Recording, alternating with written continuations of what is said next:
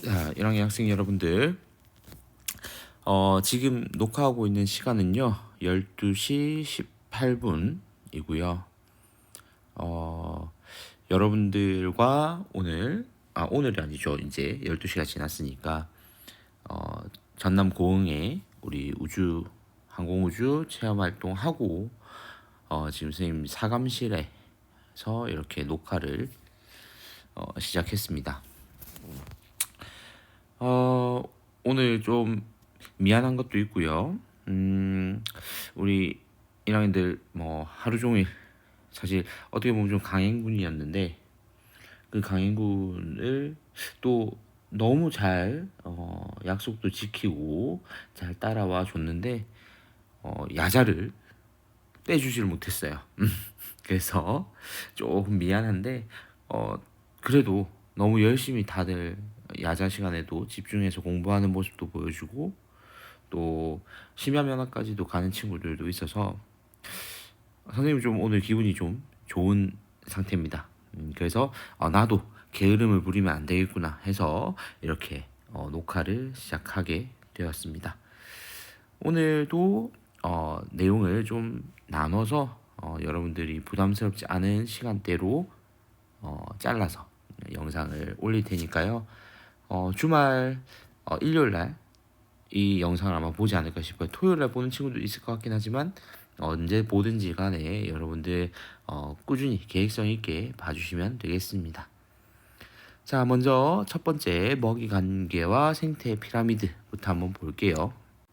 자, 첫 번째 지금 내용 같은 경우에는 먹이 관계라는 게 먼저 등장을 하게 됩니다.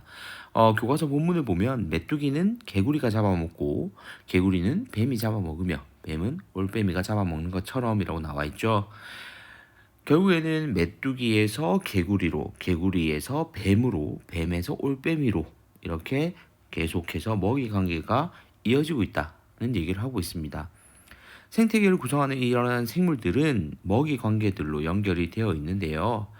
밑에 탐구 실험에서는 멸치의 먹이 관계를 살펴보는 게 먼저 등장을 합니다.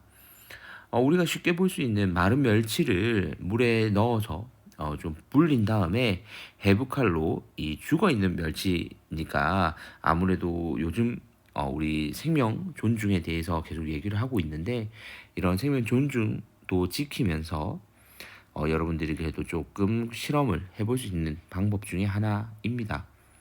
그렇게 해서 해부칼로 몸통을 가로로 길게 나누고 위 안에 있는 내용물들을 꺼내서 받침 유리에 옮기는 과정을 통해서 간단한 실험을 수행하고요. 그리고 현미경을 이용해서 여러분들이 이제 관찰하는 것까지 등장하는 실험입니다. 자, 우리 멸치하면 사실 떠오르는 건 굉장히 작은 사이즈라는 게 가장 먼저 떠오를 것 같은데요. 최근에 우리 죽방염 다녀왔잖아요. 그죠? 이 죽방염 멸치가 또 굉장히 이 비싸고 관광 상품으로도 잘 팔리는 제품인데 이런 죽방 멸치도 있지만 일반 멸치들도 이렇게 작은 게 좀 특징이에요. 죽방 멸치 큰 편이고 이런 작은 게 특징인 멸치인데 그렇다면 이러한 멸치는 무엇을 먹고 사는지를 조사하는 거거든요. 그러면 이 멸치 윗속에서 관찰되는 내용물은 우리가 알고 있는 플랑크톤이 되겠습니다. 자, 그러면 다음 생물로 각자 먹이사슬을 만들어 보고 그리고 모두먼의 먹이사슬과 연결하여 먹이 그물을 그려보자라고 되어 있는데 일단 뭐 다양한 형태의 예시 답안들이 등장을 할 수가 있습니다. 근데 여기에서 가장 이 작은 단위로 보면 식물 플랑크톤이 제일 먼저 등장을 하게 될 거고요. 그 외에 여기 나와 있는 다른 동물들의 사슬들을 여러분들이 구성을 해볼 수가 있습니다. 이건 뭐 자유롭게 구성하면 되니까요. 자, 그러면 다음 페이지로 넘어가 볼게요. 자, 해양 생태계의 생산자인 식물 플랑크톤이 이제 1차 소비자인 동물 플랑크톤 혹은 멸치의 먹이가 될 수가 있습니다. 또한 이때 멸치 같은 경우에도 2차, 3차 소비자인 오징어, 갈매기 등의 먹이가 될 수 있죠. 이처럼 생산자부터 그러니까 태양에너지 이용해서 광합성을 하는 그 생산자부터 시작해서 최종 소비자까지 서로 먹고 먹히는 이런 관계를 사슬 모양으로 쭉 만들어내면 우리는 이것을 먹이사슬이라고 얘기를 합니다. 자, 그런데 하나만 먹고 사는 건 아니라는 거죠. 그렇기 때문에 이렇게 사슬, 단순한 선으로 이어진 사슬이 여러 개가 얽히고 설켜 있어요. 그렇기 때문에 우리는 이걸 사슬이 아니라 좀 더 복잡한 형태의 먹이 그물이라고도 얘기를 하고요. 자, 그러면 밑에 그림을 한번 보도록 할게요. 자, 이 밑에 그림에는 지금 일단 가장 여기에서 눈에 띄는 생산자부터 찾아보면요. 생산자는 여기에서 벼가 있습니다. 벼. 자, 이 벼에서 벼를 지금 여기 보면 메뚜기가 먹는 게 보이고요. 메뚜기를 거치지 않고 바로 참새로 가는 경우도 있습니다. 또한 쥐로 가는 경우도 있고요. 자, 그리고 우리 메뚜기의 입장으로 한번 볼게요. 메뚜기는 벼를 먹습니다. 그런데 메뚜기는 또 누구한테 먹혀요? 개구리한테 먹히는 거죠. 참새한테도 먹히고요. 그래서 이걸 우리는 단순한 먹이 사슬이 아니라 먹이 그물이라고 얘기를 한다는 거예요. 서로 얽히고 설켜 있기 때문이죠. 그래서 단순히 이 그림을 여러분한테 제시했을 때 1차 소비자가 무엇이냐라고 물어보면 여기에서 메뚜기만 대답하면 틀린 답이 되는 겁니다. 1차 소비자는 메뚜기도 될 수 있지만 쥐도 될 수가 있죠. 또 쥐는 벼의 입장에서 보면 1차 소비자지만 메뚜기로 보면 얘는 2차 소비자가 될 수도 있는 거고요. 그래서 단순히 우리가 생산자 다음부터 1차, 2차, 3차 이거를 이 그물 안에서 딱 규정 짓기에는 어렵다는 거죠. 그래서 여러분들이 만약 문제를 풀어야 되면 충분한 근거를 제공해 줄 겁니다. 자, 그리고 중요한 개념이 밑에 나오니까 밑에 본문 내용 바로 넘어가 볼게요. 자, 생태계 내에서 이러한 이 먹이사슬을 통해서 이동하는 게 바로 에너지입니다. 자, 당연히 에너지는 먹이로부터 이제 이 먹이를 먹은 애로 전달이 이루어지겠죠. 그래서 우리는 조금 더 고급스럽게 여기에서 먹이 사슬을 거쳐 상위 영양 단계로 이동한다. 그래서 여기 상위라는 말이 나옵니다. 한 단계 위란 얘기죠. 그러면 하위 영양 단계라는 말도 여러분들이 같이 연결해서 기억하면 되겠습니다. 자, 에너지는 각 영양 단계에서 생물이 생명 활동을 하는 데 쓰이거나 또 열 에너지로 방출되고 남은 것이 다음 단계로 전달이 될 거예요. 그러면 위로 가면 갈수록 실질적인 에너지 양이 크게 줄어드는 거죠.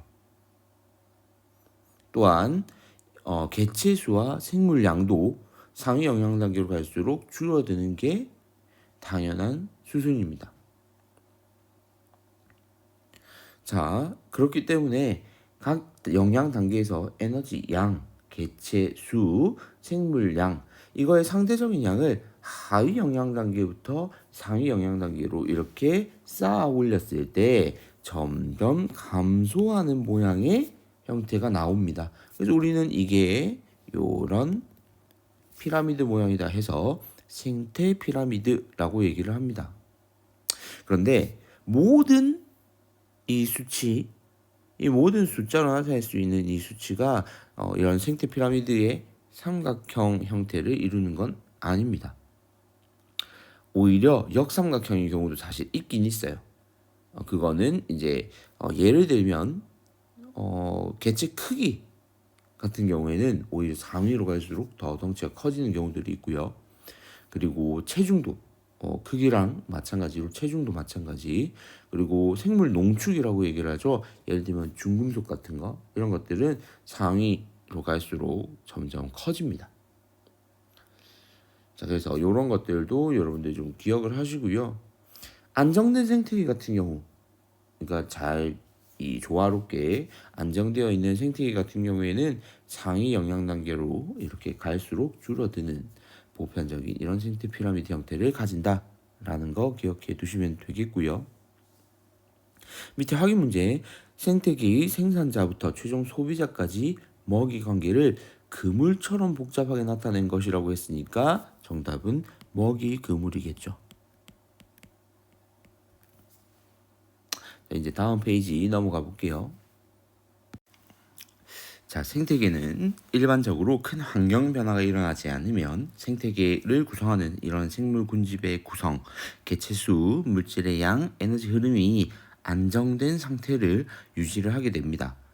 이러한 걸 우리는 생태계 평형이라고 얘기를 하거든요. 자, 그런데 밑에 있는 해보기 한번 볼게요. 자, 지금 생태계 가나다 이렇게 세 가지 생태계를 보여주고 있어요, 여러분들한테. 자, 여러분들 눈으로 보자마자 바로 뭐 알 수 있을 것 같은데 가에서 다 중에서 이 먹이 그물이 가장 복잡한 생태계를 골라보자라고 얘기를 했으면 여러분들이 딱 눈으로 봐도 복잡해 보이는 건 다 하겠죠. 자, 그런데 밑에 두 번째 문제 한번 볼까요? 자, 가다 중에서 쥐가 사라져도 생태계 평형이 잘 유지될 수 있는 생태계를 고르고라고 되어 있습니다. 자, 쥐를 일단 한번 제거를 해보자고요. 자, 쥐를 제거하고 나서 이제 서로 먹이 사슬을 한번 볼게요. 자, 가 같은 경우에는요. 지금 뱀이나 매 같은 경우에 직접적으로 메뚜기나 옥수수를 먹질 않아요. 쥐를 먹었어요. 그죠? 그러면 쥐가 사라지면 뱀이나 매 역시도 먹이가 없어지니까 사라질 위험에 처할 거고요. 메뚜기 같은 경우에도 쥐가 먹는 애들이 줄어드니까 일시적으로는 증가할 겁니다. 일시적으로 메뚜기가 증가하지만 같은 메뚜기들끼리 경쟁도 있을 거고요. 그리고 이 옥수수 먹이를 둔 경쟁도 있을 거고 메뚜기가 급증하다 보면 옥수수는 줄어들 거고 먹이가 줄어드니까 메뚜기도 이후에는 다시 감소하게 될 겁니다. 그러다 보면 이 생태계는 없어질 확률이 굉장히 높아지겠죠. 자, 나 같은 경우에는요.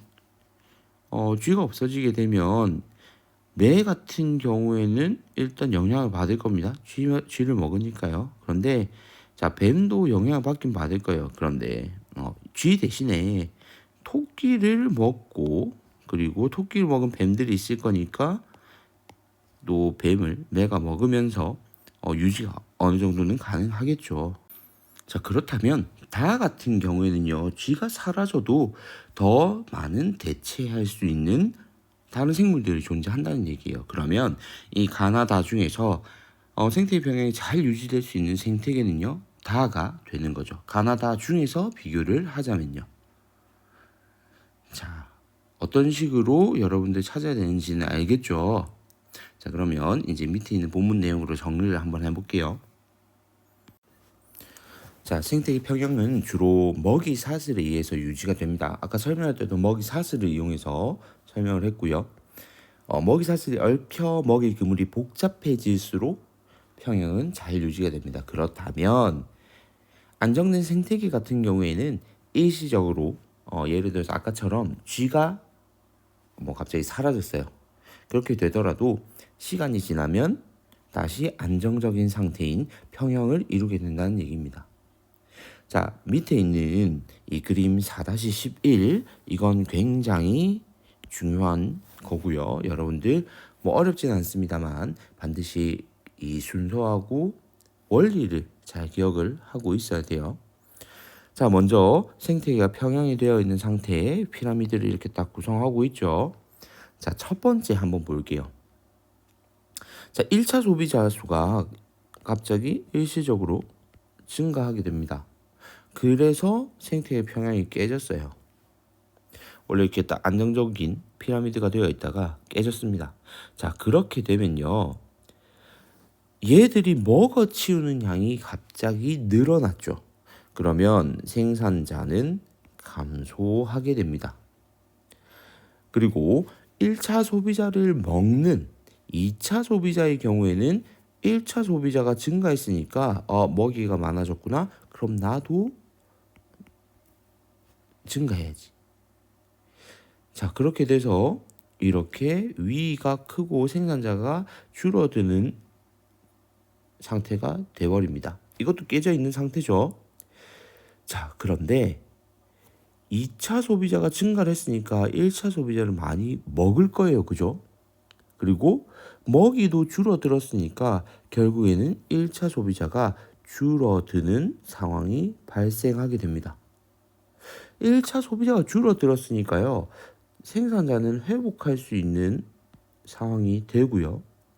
그에 비해서 먹이가 줄어드니까 2차 소비자는 감소하게 됩니다. 그래서 처음과 끝이 같은 형태가 되는 거죠. 이걸 우리는 회복 단계라고 얘기를 하고요.